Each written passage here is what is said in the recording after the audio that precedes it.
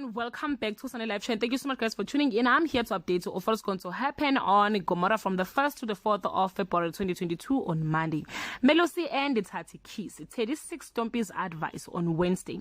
Melusi struggled to accept an inevitable breakup. Teddy failed to get 8 gorillas for Zodwa. Sonto's plan to get rid of Stomo takes shape on Thursday. Zodwa turns down the alcohol. Thathi shut Melusi down. Teddy still doesn't believe Zodwa on Friday. Gladys fires an employee who's determined to change her life. Pumlani makes a call to put an end to his troubles.